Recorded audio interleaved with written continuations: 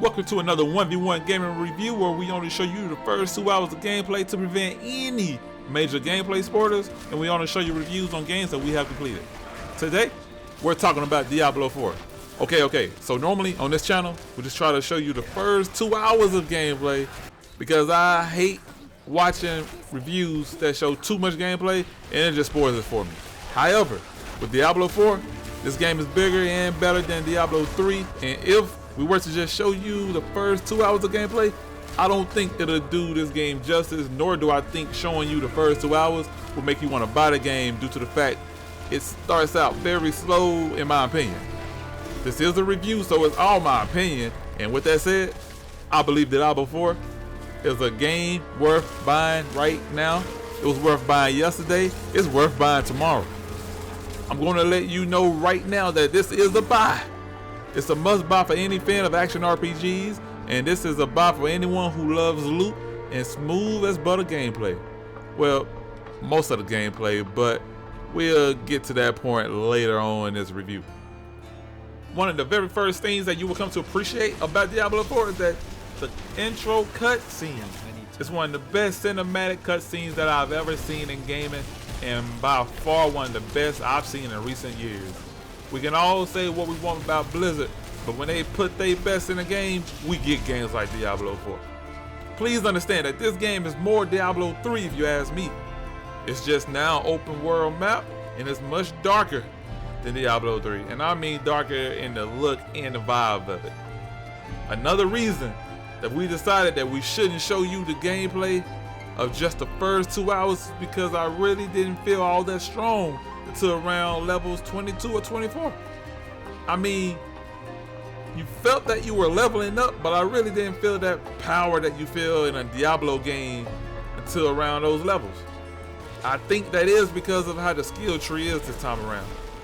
Possibly the class I've chosen to play with, in which I chose the sorcerer, and I know it's also because the enemies level up with you this time.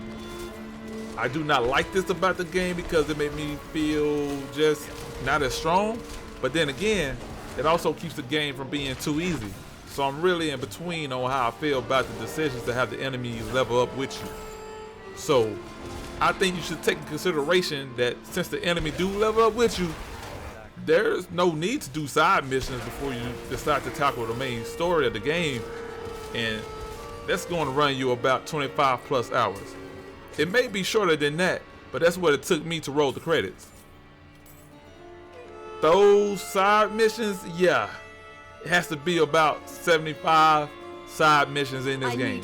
I did about 20 of them, and they kept coming, so I stopped and just decided I would do them after I completed the game. I'm not going to talk much about the side missions because too many of them, and just they're not that memorable, but I would tell you more about this. Like, it's just, it's a lot of side missions in Diablo 4. What I will tell you more about is this big ass map that Diablo 4 has. This map is huge for what it is. It's no Assassin's Creed size map, but it's not small neither, which is why I do not understand why Blizzard decided to give you your mount when you're more than halfway through the main story. I don't get it, and having a horse way earlier on would have prevented so much wasted time travel with this big ass map. Like, seriously, this map is massive. It don't seem like it when you first start, but you just keep playing. With the map being what it is, I truly do appreciate the fact that you can pin a location as a waypoint and it works as a GPS. That was a much needed tool to put in the game. Now, before I get to the better parts of Diablo 4, let me just get to the bad. Yeah, let me just get that out of the way. I'm going to start with this game always being online. That's right. You need the internet at all times to play Diablo 4. And while that's not too bad with how a lot of games are always connected online, always being on a server hurts Diablo 4 at times. It can take a long ass time to sign in to play the game. Loading isn't too long, but at times it's very inconsistent.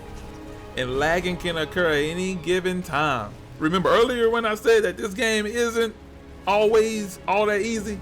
Well, it's really not doing some fights, and when you're lagging during the hard battle, It's pretty annoying, and I'm pretty sure this happens because of my internet. It just isn't the best. This may not happen to you, but it is something to be aware for those of us that don't have the best of internet.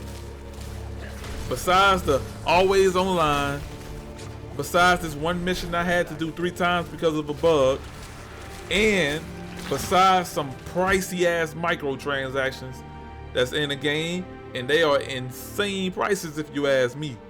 Diablo 4 is a great ass time and have tons, I mean tons of content to offer. Now again, the story will take you around 25 plus hours, but that's just the story. You can go do dungeons if you want to, either just for XP or to get a codex of power. What's the codex of power? This is a review, not a codex, but just know that codex of power shit can change your build real quick. As you make progress in the story, you'll start to find strongholds to conquer, and yeah, you get good loot from those.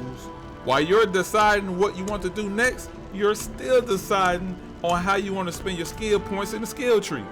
See, this is really what make Diablo 1 the best action RPGs around. You and another person can pick the same exact class but use that same class completely different. This shit is fun as hell. Once you beat the game, that's really when the game starts. The end game is pretty good already. After completion of the game, you will unlock higher tiers to make the game harder, but you'll get more XP and better loot as a reward. There's PvP in the game that I didn't try, but that's a first. Also, for the first time ever in a Diablo game, you can take on world bosses. Yes, a world boss. That's some MMORPG type shit.